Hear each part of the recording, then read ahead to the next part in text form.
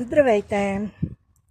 Само с няколко думи искам да обобща днешното събитие.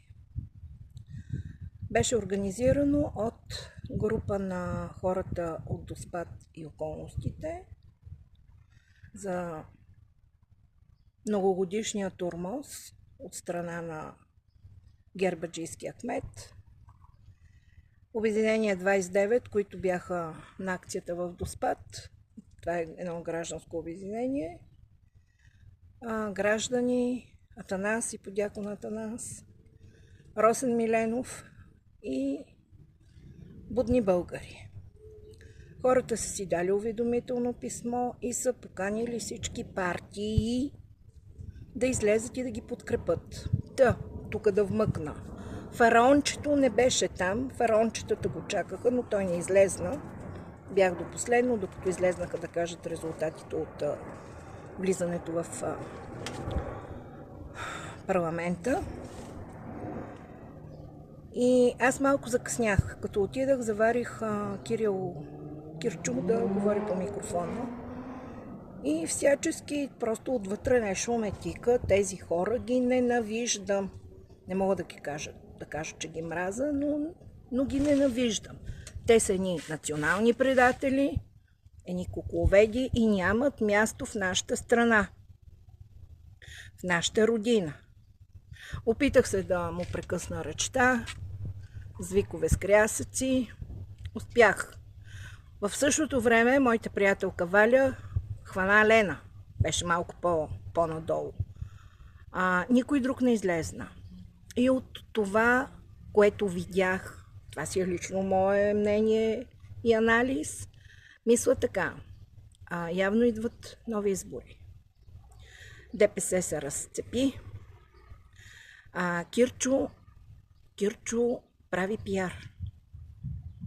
Мислите ли, че на Киро му пука на хората за Доспат? Той имаше шанс да го направи. Нещо да подобри, да направи? Не.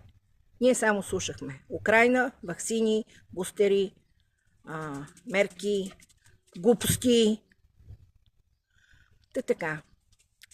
Имаше запитвания. Ето защо аз не излизам. Да, стойте си по къщите. Не дайте да излизате.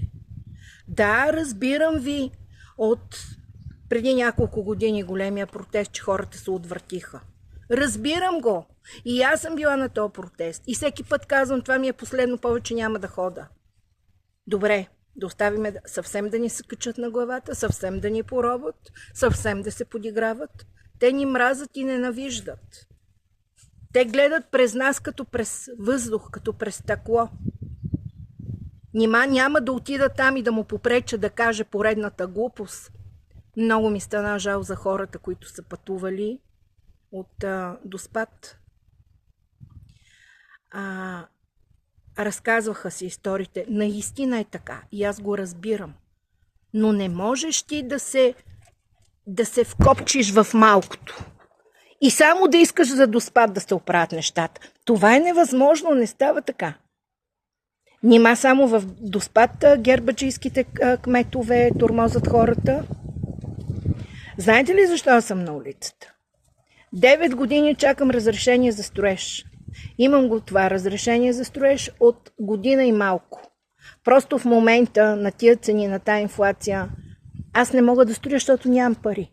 Ние сме на една заплата, само мъжа ми работи. Нима аз не го разбирам. Живея в Банкя, знаете. 4 или 5 мандат е кмета в Банкя. Тук да не говорим, че тук по-малък ужас ли, отколкото в Доспат. Хората бяха оползотворени, излъгани, изиграни за пореден път. Много ми стана болно.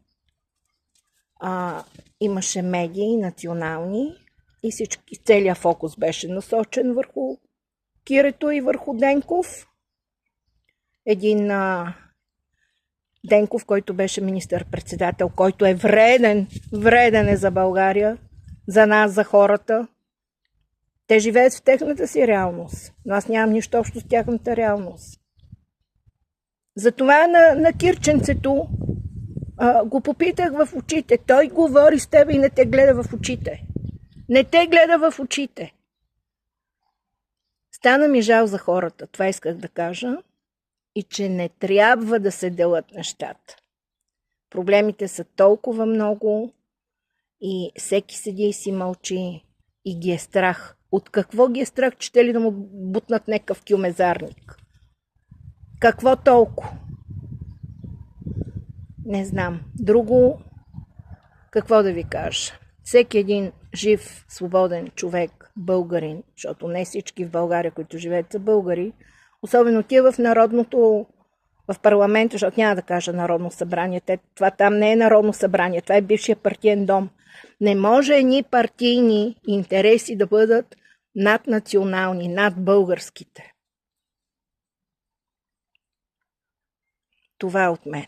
Всичко най-хубаво. Айде, чао и целувки!